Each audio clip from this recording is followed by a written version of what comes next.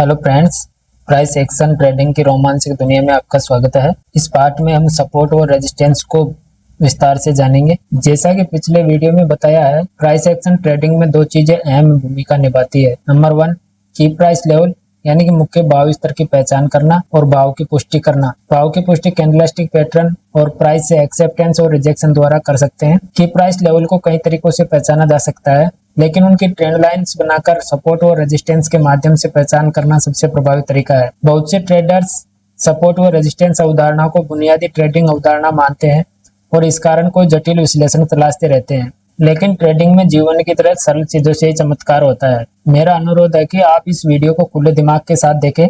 मेरा वादा है कि सपोर्ट व रेजिस्टेंस को लेकर आपकी समझ हमेशा के लिए बदल जाएगी। सबसे पहले हम ट्रेंड लाइन बनाना सीखेंगे। ट्रेंड लाइन एक चार्ट पर दो या अधिक भाव शीर्ष के बिंदुओं को मिलाने वाली सीधी रेखा होती है, जिससे रुख के सपोर्ट एवं रेजिस्टेंस बिंदुओं का पता चलता है और व्यक्ति ट्रेड के शानदार अवसरों को पहचान सकता है। ट्रेंड लाइन बनाते समय 3 बातें ध्यान रखनी चाहिए। पहले, अधिक से अधिक संख्या में शीर्ष को जोड़ने का प्रयास करें, यानी कम से कम 2 शीर्ष तो होने ही चाहिए किसी एक ट्रेंड लाइन बनाने के लिए। और ट्रेंड लाइन का झुकाव 45 डिग्री से कम होना चाहिए, क्योंकि यह एक हेल्दी ट्रेंड का संकेत है। भाव ट्रेंड लाइन से नीचे रहने चाहिए। यह नहीं कि एक कैंडल काट रही है और दूसरी कैंडल नीचे आ रही है तो वो एक ट्रेंड लाइन नहीं मानी जाएगी, इसे हम इग्नोर करेंगे। यह एक शुद्ध ट्रेंड लाइन है। यह अधिक से अधिक शीर्षों को जोड़ती है और इसका झुकाव भी 45 डिग्री से कम है और भाव ट्रेंड लाइन के नीचे ही है। यह एक अशुद्ध ट्रेंड लाइन है, क्योंकि इस ट्रेंड लाइन में भाव ट्रेंड लाइन को काट रहे हैं। यह हेल्दी ट्रेंड का संकेत नहीं है, तो बेहतर होगा कि ऐसी ट्रेंड लाइन को अनदेखा करें। अब हम समझते हैं कि सपोर्ट क्या होता है। सपोर्ट वह भाव स्तर है जहां मांग इतनी मजबूत होती है कि भाव को और ज्यादा नहीं गिरने देती है। इसका सीधा तर्क यह है कि लोगों को प्रवेश व निकास का स्तर इसलिए याद रहता है क्योंकि यह आनंद या दुख देता है। जहां मुनाफा कमाने में आनंद या खुशी है, वहीं धन गंवाने में दुख देता है। इसलिए जब भाव सपोर्ट की तरफ गिर रहा होता है और सस्ता हो जाता है तो खरीदार इसे खरीदने के लिए तैयार हो जाते हैं। लेकिन जब भाव सपोर्ट स्तर तक पहुंच जाए तो ये साफ होने लगता है कि आपूर्ति पर मांग भारी हो गई है और भाव इससे नीचे नहीं गिरने वाला है। इसका पता हमें कैंडलस्टिक पैटर्न से चल जाता है, क्योंकि वहाँ पे एक्टिविटी ऐसी ही होती है। कैंडल या तो हैमर बनती है या बुलिश एंगल फिल्म बनती है, इससे हमें पता चल जाता है। दोस्तों, बाजार गतिशील होता है और हम किसी एक ही भाव स्तर को हर बार सपोर्ट के रूप में काम करने की उम्मीद नहीं रख सकते।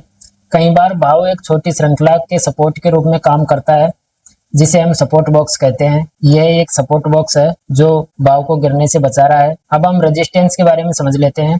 रेजिस्टेंस वह भाव स्तर है जिस पर बिक्री इतने अधिक हो कि भाव को और बढ़ने से रोक दे, यानी कि यह एक छत की तरह काम करता है।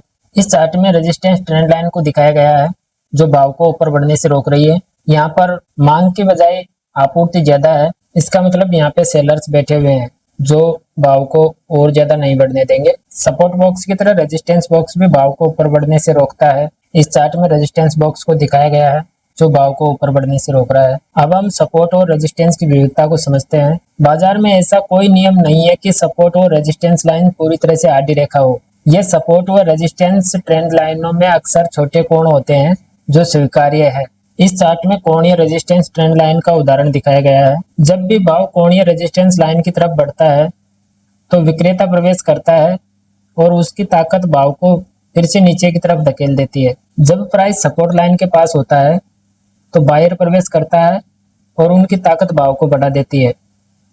मेरे पास यह बताने के लिए कोई वैध स्पष्टीकरण नहीं है कि यह कोणीय ट्रेंड लाइन क्यों काम करती है। हालांकि मैंने इसे बाजार में बखूबी काम करते देखा है, इसलिए मैंने अपने ट्रेडिंग में इनका उपयोग किया है। लास्ट में कुछ बड़ी गलतियां जिन्हें करने से हर ट्रेडर को बचना चाहिए। दोस्तों, क्या आप जानते हैं कि ज्यादातर ट्रेडर्स को सपोर्ट व रेजिस्टेंस ट्रेडिंग अवधारणा में अच्छे परिणाम क्यों नहीं मिलते? इसका बस एक कारण है, उन्हें लगता है कि सपोर्ट ट्रेंड लाइन हमेशा गिरावट से बचाती है और रेजिस्टेंस ट्रेंड लाइन हमेशा भाव को चढ़ने से रोकती है। इसके अलावा वे यह नहीं समझ पाते कि भाव कब सपोर्ट लाइन का सपोर्ट लेगा और कब सपोर्ट को तोड़ देगा। यही बात रेजिस्टेंस लाइन पर भी लागू होती है। क्या आपको इसके अलावा और कोई कारण दिखता है? मुझे पूरा विश्वास है कि इसका और कोई कारण नहीं है। क्या हो यदि आप ये बोध विकसित कर सके कि भाव को सपोर्ट लाइन का सहारा मिल रहा है या नहीं और भाव रेजिस्टेंस ट्रेंड लाइन का प्रतिरोध कर रही है या नहीं, तब आप ज्यादातर बार मुनाफे वाले सौदे कर सकेंगे। सपोर्ट लेवल शायद हर बार सहारा न बन सके, और रेजिस्टेंस लेवल शायद हर बार प्रतिरोध का काम न करे, तो सपोर्ट व रेजिस्टेंस का इस्तेमाल क्यों करें? मुझे पूरा विश्वास है कि अब आपके दिमाग में यही सवाल उठ रहा होगा, लेकिन इसका सीधा सा जवाब है, जब भाव गिरते हैं तो सपोर्ट ट्रेंड लाइन का सहारा लेने के लिए यह विपरीत दिशा में लंबी छलांग लगाते हैं, और यदि हमने ये सौदा किया होता तो हमारा मुनाफा बढ़ जाता। यह सपोर्ट लाइन के विफल होने का उदाहरण है। यहाँ पे अच्छी सपोर्ट लाइन है, लेकिन भाव जैसे ही सपोर्ट लाइन पर पहुंचा तो यहाँ पे क्रेताओं की अनुपस्थिति के कारण सपोर्ट नहीं मिला। इस कारण यहाँ बड़ी गिरावट दिखाई दी। यदि आप इसे पहले से देख पाते और सपोर्ट लाइन टूटने के बाद लॉन्ग ट्रेड की बजाय शॉर्ट ट्रेड करते तो आप शानदार मुनाफा कमाते। यही कारण है कि हमें प्राइस एक्शन ट्रेडिंग में सपोर्ट और रेजिस्टेंस ट्रेंड लाइन की जरूरत है। दोस्तों, अगले पार्ट में हम प्राइस एक्शन ट्रेडिंग के वास्तविक सार को जानेंगे, लेकिन मेरा अनुरोध है कि आप इस वीडियो को ज़्यादा से ज़्यादा लोगों के पास शेयर करें, ताकि लोगों को पता चल सके कि प्राइस एक्शन ट्रेडिंग में सपोर्ट और रेजिस्टेंस का कितना महत्व है।